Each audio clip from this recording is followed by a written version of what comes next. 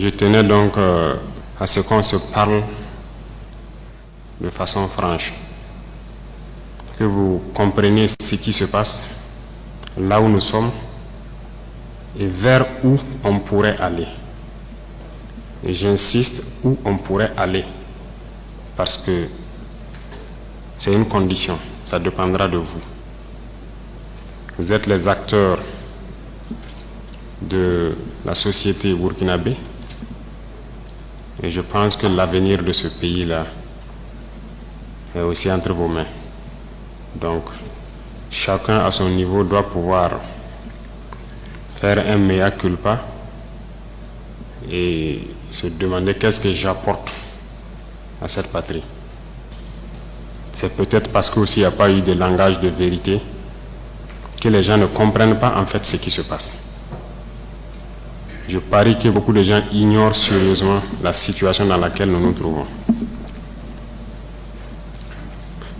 Nous sommes à Ouagadougou, très souvent à Bobo-Dioulasso, dans tout cas dans les grandes villes, et la vie est tout autre. Mais hors de ces villes, vous n'imaginez même pas ce qui se passe. Est-ce que tout le monde est conscient que le territoire est presque perdu? En tant que militaires, nous reconnaissons notre responsabilité. Mais qu'est-ce qui a mené l'armée à être comme ça? C'est ça aussi la question qu'il faut se poser. Parce qu'elle a été politisée, elle a quitté même son fondement. Il faut avoir le courage de se le dire. L'armée a été infiltrée. Et chacun agit en fonction donc de certains bords politiques. Nous observons depuis très longtemps. Nous combattons et nous observons. Et à un moment donné, on a eu espoir que ça va cesser, notamment avec les événements du 24. Mais ça n'a pas cessé. Et ça continue. Ces événements du 30 sont arrivés. Je vais vous dire ce soir où est-ce que nous en sommes, où est-ce que nous partons. Et chacun serait libre, à partir de cet instant, de son action future, soit pour la patrie ou contre la patrie. De toute façon, nous sommes tous dans ce pays et vous comprendrez avec la présentation que personne ne va pouvoir quitter. Déjà entre Bobo et Ouaga, ça devient difficile. Quand la route sera coupée, que peut-être certaines personnes vont prendre conscience. Parce que ce n'est pas permis à tout le monde de prendre l'avion entre Bobo et Ouaga. Si c'est ce pays que nous voulons, eh bien, allons-y. Souvent, je me pose la question, est-ce qu'on se demande d'où vient le terrorisme? Pourquoi le terrorisme? Tout n'est pas terrorisme. Nous avons contribué, quand je dis nous, c'est la société, contribué à ce que cette situation arrive. Mais j'ai marché à travers une partie du Sahel. Je ne dis pas rouler, marcher à pied à travers le Sahel. Donc j'ai pris le soin de bien voir ce que c'est que le Sahel. Et je ne suis pas sûr que ici vous l'avez fait. J'ai marché de Gorom, passant par Oursi, aller à Déou, Tinakov, Tinasan, revenir sur Marcoy. Cette partie, on l'a fait. On a vu comment les gens vivent là-bas. Et on l'a fait, ça vaut 10 ans de cela. Et c'était prévisible que cette situation va arriver. Ça veut dire que c'est nous qui avons créé cette situation, la gouvernance. Il faut qu'on se dise cette vérité. On a tout fait pour abandonner certains peuples à cause de nos intérêts égoïstes. On ne pense qu'à nous. Comme jusqu'aujourd'hui, on voit les gens meurent ailleurs, mais à Ouagadougou, on fait la fête. On n'a aucune pitié pour l'autre. J'ai marché à travers ces zones, je les vois trimballer des bidons, marcher des kilomètres pour aller chercher l'eau. Je les ai vus en train de marcher des kilomètres pour trouver l'eau pour le bétail, et le bétail qui meurt en cours de route. Il n'y a pas de route là-bas. Il n'y a pas de route. Comment même un camion même pourrait arriver là-bas, ne serait-ce qu'avec un peu de tourteau pour que leurs animaux puissent manger? Il n'y a rien là-bas. Qu'avons-nous construit là-bas? Qu'avons-nous fait là-bas? Quel projet de développement avons-nous envoyé là-bas? Est-ce qu'on s'occupe même de leur vie? Rien qu'une simple eau. Qu'avons-nous fait de sérieux dans ces zones? C'est la question qu'il faut se poser. Et le territoire de cette partie, c'est hors de contrôle. Qui en est responsable? C'est nous. C'est nous. Il faut que chacun accepte ça. Nous avons toujours le slogan que c'est un pays pauvre. Vous êtes bien conscient que le pays n'est pas pauvre. C'est parce qu'on est méchant. On est sérieusement méchant entre nous. Les jeunes n'ont rien à faire. On a des terres cultivables. On a de l'eau. Comment on peut ne pas vouloir faire quelque chose pour eux? J'ai vécu à Djibo, avant même le début de la crise. J'ai échangé avec les jeunes de Djibo.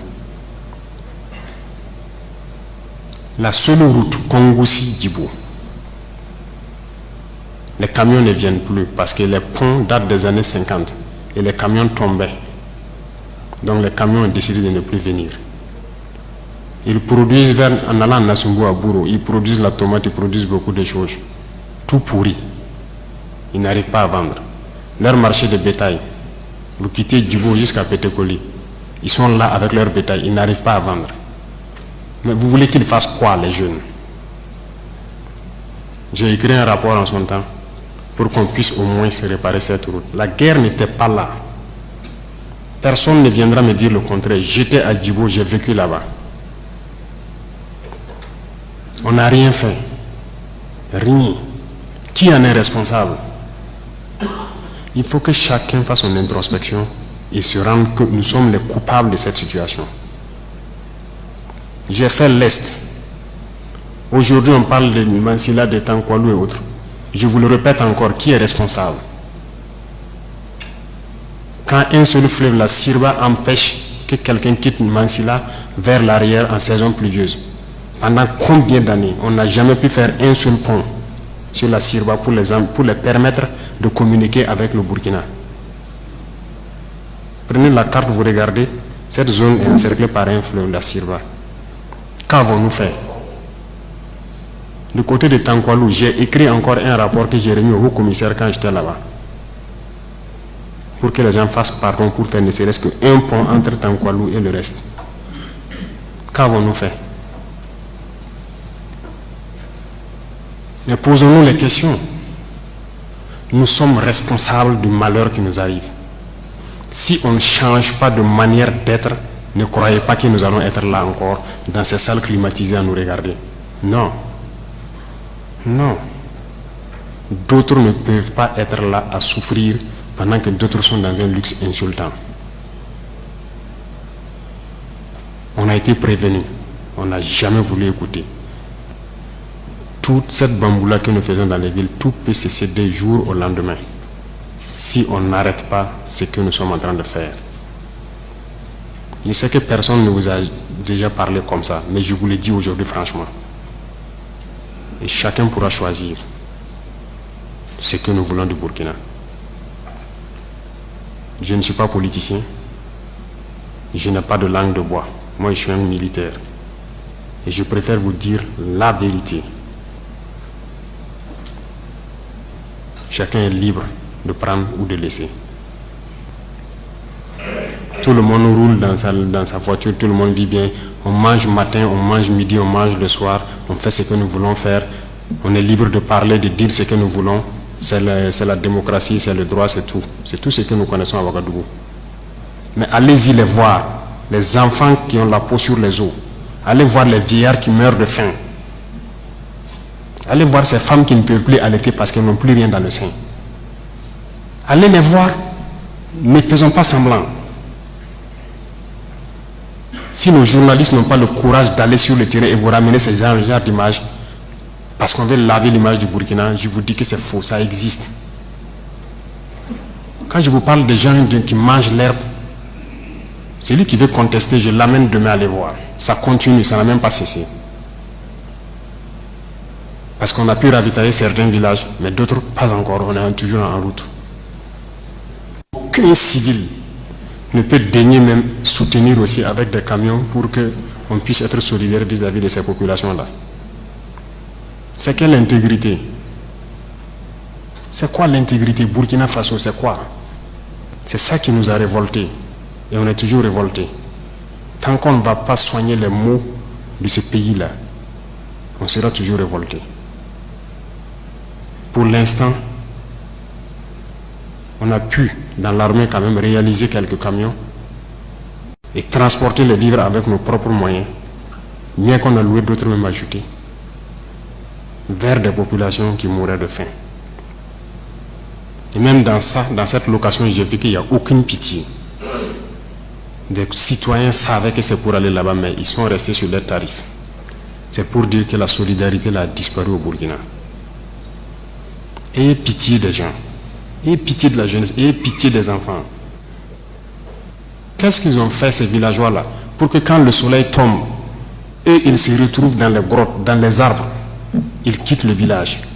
Et le matin ils se pointent, ils regardent pour voir si tout va bien avant de revenir. Ils dorment dans la brousse. Ils ne peuvent pas dormir chez eux. On ne vous dit pas ces vérités. C'est la réalité du Burkina comme ça. On ne voit que nos villes. Nous sommes responsables de ce qui nous arrive. Et nous serons entièrement responsables de ce qui va suivre. Soit c'est du bon ou c'est du mauvais, ça dépendra de nos comportements dans le futur. Chacun n'a qu'à donner le meilleur de lui-même. Et je pense qu'on peut y arriver. Je suis optimiste, j'ai foi. Et Inch'Allah, on va y arriver.